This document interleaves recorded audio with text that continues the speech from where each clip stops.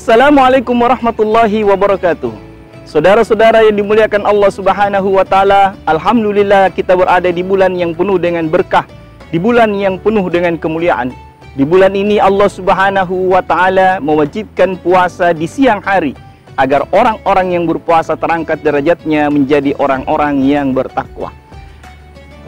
Takwa dalam Islam ada dua jenis. Yang pertama adalah takwa secara pribadi, dan yang kedua takwa secara komunal atau ketika masyarakat itu bertakwa. Ciri-ciri ketakwaan pribadi atau ketakwaan individu dijelaskan oleh Allah Subhanahu wa taala di dalam Al-Qur'an. A'udzubillahi minasyaitonirrajim. Wasari'u ila mahfiratin min rabbikum wa jannatin arduhas samawati wal ardh uiddat lil muttaqin. Dan bersegeralah menuju ampunan dari Tuhanmu dan surga yang luasnya seluas langit dan bumi yang disiapkan bagi orang-orang yang bertakwa. Yang mana orang-orang yang bertakwa itu? Alladzina yunfikuna fis sarai wad dharrai wal kaziminal ghaiza wal 'afina 'anil nas wallahu yuhibbul muhsinin. Yang pertama yang dimaksud orang bertakwa adalah orang-orang yang senantiasa berinfak, baik di waktu rezekinya sempit maupun di waktu rezekinya lapang. Jadi ciri orang bertakwa ketika setiap saat dia sudah gemar untuk bersedekah, dia gemar untuk berinfak, tidak menahan-nahan harta Allah yang ada di tangannya karena yakin akan janji Allah Subhanahu wa taala akan balasan bagi orang-orang yang bersedekah dan bagi orang-orang yang berinfak.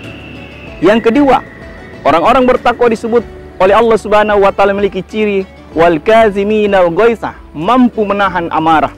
Yang dimaksud mampu menahan amarah di sini adalah ketika seorang pribadi tersinggung atau diganggu kehormatannya, dia mampu menjawab, dia mampu membalas, tapi kemudian dia menahan dirinya untuk tidak membalas singgungan tersebut. Dan yang ketiga, wal 'afina 'anin nas, memaafkan kesalahan manusia. Artinya ketika seseorang berbuat salah kepada dirinya, dia memaafkan. Itulah tiga di antara ciri ketika seseorang sudah bertakwa secara pribadi. Hanya saja, ma'asyiral muslimin rahimakumullah, ternyata ada yang namanya ketakwaan komunal atau ketakwaan secara masyarakat. Allah Subhanahu wa taala berfirman, "Walau anna ahlal qura amanu wattaqau, la fatahna 'alaihim barakatim minas sama'i wal ardh."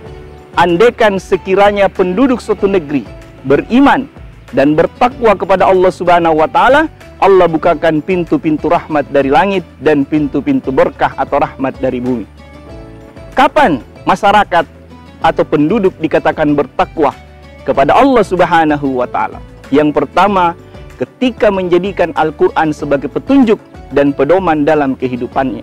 Artinya dalam hubungan muamalah, dalam ukubat, dalam sistem politik, dalam sistem pemerintahan, dalam sistem sanksi yang diterapkan adalah hukum Allah Subhanahu wa taala.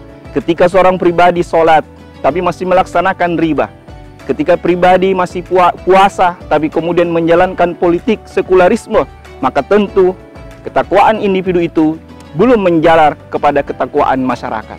Maka saudara-saudara yang dimuliakan Allah Subhanahu wa taala, kita berharap ketakwaan yang kita inginkan bukan hanya ketakwaan pribadi tapi juga ketakwaan masyarakat. Karena jaminan keberkahan dari Allah Subhanahu wa taala yang Allah turunkan dari langit dan Allah keluarkan dari bumi bukanlah kepada orang-orang yang bertakwa secara pribadi, tapi ketika masyarakat itu bertakwa kepada Allah Subhanahu wa taala, yaitu ketika menerapkan hukum Allah Subhanahu wa taala secara kafah dalam kehidupan bermasyarakat dan dalam kehidupan berbangsa dan bernegara.